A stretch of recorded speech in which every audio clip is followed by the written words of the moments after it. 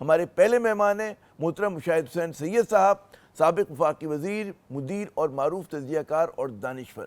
مشاہد صاحب، اگر میری یادداشت دھوکہ نہیں دے رہی تو غالباً 10-11 مہینے پہلے، 12 مہینے پہلے آپ نے ایک پیش گوئی کی تھی، اور اس وقت کسی کے وہم و گمان میں بھی نہیں تھا کہ جی ٹرمپ جو ہیں وہ جیت جائیں گے۔ تو وہ آپ کا انٹیوشن تھا یا وہ ان عوامل پہ آپ کی نظر تھی کہ جس کے کہتے ہیں نا کہ بعد آپ کو لگ رہا تھا کہ جی ٹرمپ جو ہیں کچھ بھی ہو جائے وہی فاتح ہوں گے؟ جی آپ کو بڑی مبارک ہو صدر ٹرمپ کی اس فتح پر۔ میں نے تو اپنا مشاہدہ دیا تھا کہ تھوڑا جی میں نے کہا میں آپ کو مبارکباد بعد میں دیتے سوال کے جواب کے بعد میں، چلیں خیر، بہت شکریہ آپ کا۔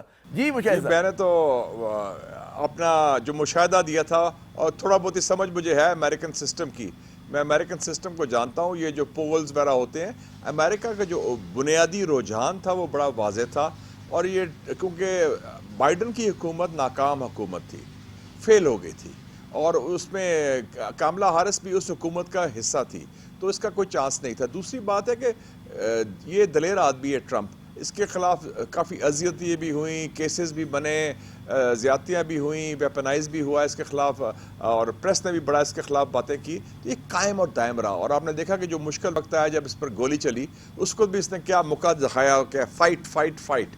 تو اس کا جو بیس تھا، جو 40% 45% امریکن ہیں جو سمجھتے ہیں کہ پچھلے الیکشن میں دھوکہ ہوا ہے اور دھاندلی ہوئی ہے، وہ اس پر قائم رہا اور اس کو یقین رہا۔ تو میرا خیال تھا کہ کوئی ڈاؤٹ نہیں کہ اکانومی کا ایشو بھی ہو، دوسرا ایشو ہو، اور امریکی اس کو خوف زدہ ہیں کہ اس دنیا میں جو تبدیلی آ رہی ہے ان کو ضرورت ہے ایک مضبوط رہنما کی، جو بائیڈن نہیں تھا، اور کاملا تو سوال ہی پیدا بالکل نہیں تھی۔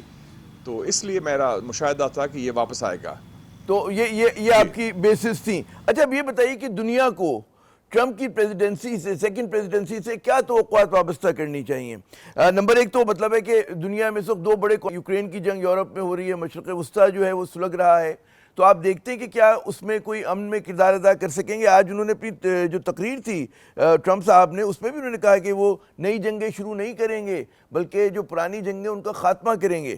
تو کیا آپ کیا سمجھتے ہیں، کیا آپ کا آج انالیسس بڑی ہے؟ اچھی تقریر کی صدر ٹرمپ نے جیتنے کے بعد، اور انہوں نے کیا کہا کہ وی ول ہیل دا وونڈس، جو زخم ہے امریکی معاشرے میں اس میں ملم پٹی لگائیں گے، جو میں کہتا ہوں پاکستان میں دست شفا کی ضرورت ہے۔ اور آپ یہ دیکھیں کہ صدر ٹرمپ جو نہیں ہے وہ جنگجو نہیں ہے، وہ جارے نہیں ہے، وہ جنگ بند کریں گے، افغانستان کی جنگ بند کری، اور وہ امریکن اسٹیبلشمنٹ کے نمائندے نہیں ہیں، جو برائیڈن تھا، جو کاملا تھی۔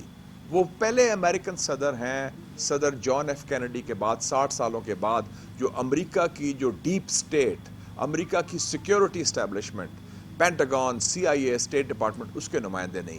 اس کی سوچ مختلف ہے، منفرد ہے، اور میں سمجھتا ہوں یوکرین کی جنگ کا خاتمہ، نیتن یاہو جیسے فاشسٹ کو لگام ڈالنا، اور اقتصادی لیول سے تعاون بڑھانا، اور نیٹو کا جو بڑھانے کی ایکسپینشن کی بات تھی وہ بھی روکنا، یہ سب کچھ ٹرمپ کرے گا انشاءاللہ۔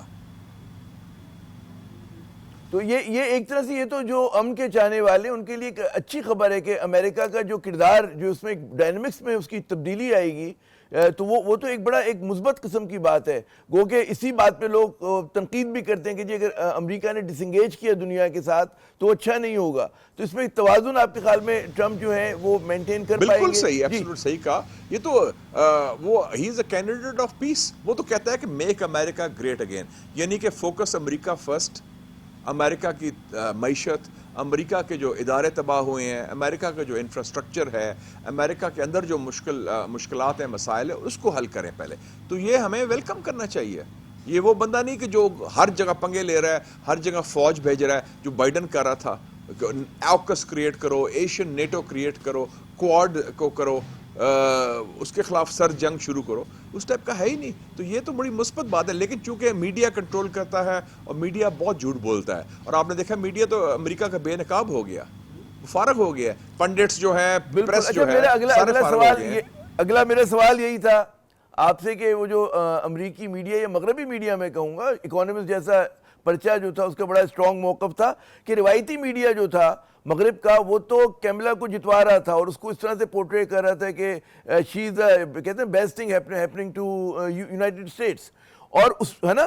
اچھا لیکن وہ اتنی سخت جہاں حریف ثابت نہ ہوئی۔ پھر ہم نے دیکھا کہ آج ٹرمپ نے تقریر میں ایلن مسک کی بڑی تعریف کی، انہوں نے کہا جی دس از دا میڈیا. اب یہ ہے کیا آپ کا انالیسز ہے کہ اب وہاں پہ میڈیا کی ڈائنامکس بھی مزید تبدیل ہوں گی، اور جو آپ نے کہا کہ بے نقاب ہو گیا سی این این جیسے ادارے اور دیگر ادارے؟ آپ یہ دیکھیں کہ جو کاملا ہیرس ٹوٹل فراڈ تھی، وہ تو انڈین لابی کی بندی تھی، بالکل اس کو کریٹ کیا گیا تھا، وہ تو اس کی اپنی وقت اسٹینڈنگ نہیں تھی. وہ انہوں نے جب دیکھا کہ ٹرمپ کے خلاف بائیڈن نہیں جیت سکتا تو بائیڈن کے خلاف ایک سافٹ کو کروایا، کلنٹنز نے، اوباماز نے، نیلسی پیلوسی نے، اور اس کو امریکن میڈیا نے کہا کمال ہو گیا جی، بڑا وہ بائیڈن نے تو بڑا مدبرانہ ایکشن لیا ہے، خود ہی علیحدہ ہو گیا ہے، اور جو کاملا ہیرس کمال کی خاتون ہے، یہ ہے وہ. اس کی کاملا ہیرس کی کوئی کنٹریبیوشن نہیں تھی، کوئی ویژن نہیں تھا، کوئی اپنا سیاسی بیس نہیں تھا. جس کے اس نے کہا جی وہ فاشسٹ ہے اور میری عمر 60 سال ہے، وہ 78 سال کا ہے اور وہ بوڑھا ہے. That's not good enough. اس کا کوئی ویژن متبادل تو دیا نہیں.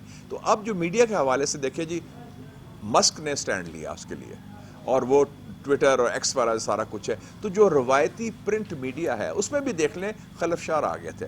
واشنگٹن پوسٹ نے پہلی دفعہ انڈورس کرنے سے انکار کر دیا ڈیموکریٹک کینڈیڈیٹ کو. لاس اینجلس ٹائمز نے پہلی دفعہ ایک ڈیموکریٹک کینڈیڈیٹ کو انڈورس کرنے سے، تائید کرنے سے انہوں نے انحراف کر دیا. تو اس کا مطلب تھا ان کو تحفظات تھے کہ یہ خاتون ڈیموکریٹک نمائندہ جو ہیں ان میں جان نہیں ہے، ان میں صلاحیت نہیں ہے، تو اس کو ہم تائید نہیں کر سکتے. تو اس حوالے سے میں سمجھتا ہوں کہ امریکہ کے میڈیا کے لینڈسکیپ کے اندر بھی وہ جو تھنک ٹینکس، پنڈٹس، پریس اور جو بڑے باتیں کرتے تجزیہ نگار سب فیل ہو گئے ہیں، ایکسپوز ہو گئے ہیں، یا نالائق ہیں یا جھوٹے ہیں. میں جی اچھا، میں یہ پاکستان والے ایشو پہ بعد میں آتا ہوں آپ سے، اس کے حوالے سے بھی آپ نے کی، لیکن اس سے پہلے مجھے یہ بتائیے کہ ٹرمپ نے جیسے ایلن مسک کی بہت تعریف کی، اور آپ نے خود فرمایا کہ جو روایتی میڈیا ہے اس پہ جو ہے ٹرمپ نے بہت تنقید کی، اور اس کا جو کردار تھا وہ بھی بڑا متنازع رہا ہے، جو مغرب کا جو روایتی میڈیا، امریکی جو میڈیا ہے.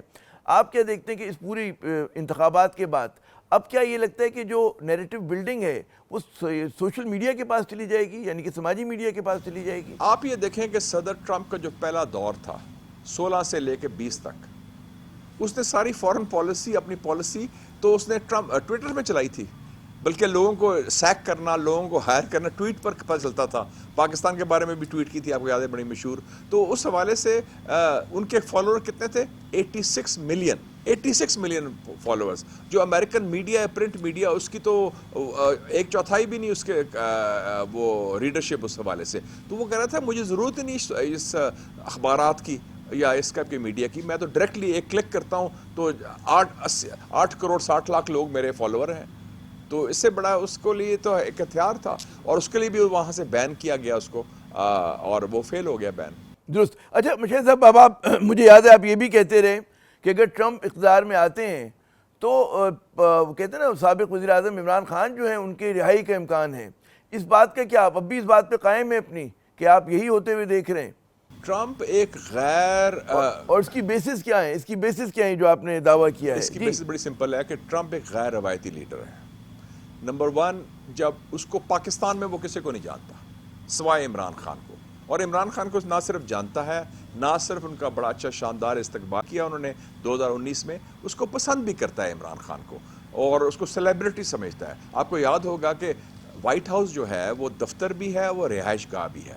وہ عمران خان کو اپنی رہائش گاہ کے اندر لے گیا، جو پرائیویٹ کوارٹرز ہیں. اس کی بیگم نے، میلانیہ نے کہا کہ میں عمران خان سے سیلفی بنانا چاہتی ہوں، علیحدگی میں، علیحدہ سیلفی، خامد کے بغیر، مطلب اتنا وہ تھا. اور اس نے کہا کہ مائی فرینڈ عمران خان، اس کی بڑی تعریف بھی کی، اس کے جلسے کی تعریف بھی کی، اور وہ سمجھے گا کہ جو اس کے ساتھ زیادتیاں ہوئی ہیں امریکہ کے اندر، جو سمجھتے ہیں، تو وہی نیب جو ڈپارٹمنٹ آف جسٹس تھا امریکہ میں، وہ ادھر ہے، وہ اس کے پیچھے پڑی ہوئی ہے. تو وہ ایک قسم کی یکجہتی کا اظہار کر لیں، سالیڈیرٹی کر لیں، اور مجھے یقین ہے کہ وہ ضرور کرے گا اور اپنے دوست کے لیے آواز اٹھائے گا. ایک کاؤنٹر آرگیومنٹ ہے مشاہد صاحب، وہ یہ کہ جی ریاستوں کے جو تعلقات ہوتے ہیں مفادات پر ہوتے ہیں، اور امریکہ کا مفاد جو ہے وہ مطلب موجودہ سیٹ اپ پورا کرنے کے لیے تیار ہے. تو وہ کیوں مطلب آؤٹ آف دا وے جائیں گے کسی ایک کہتے ہیں نا ایسے سیاستدان کے لیے کہ جو مطلب ہے یہاں کی اسٹیبلشمنٹ سے اتنا الائن نہیں ہے، بالکل الائن نہیں ہے، جیل میں ہے، مشکل میں ہے. تو جبکہ ان کے مقاصد جو ہے وہ یہ سیٹ اپ پورا کر دے گا، تو کیا ان کو مسئلہ کیا ہے؟ وہ کیوں مطلب ہے دیکھیں اس جی، طرح کے ریاست initiative لیں گے؟ یہ کاؤنٹر آرگیومنٹ کی میں بات میں کر رہا ہوں جی. دیکھیں جی، ریاست کوئی ایبسٹریکٹ تو نہیں ہے نا.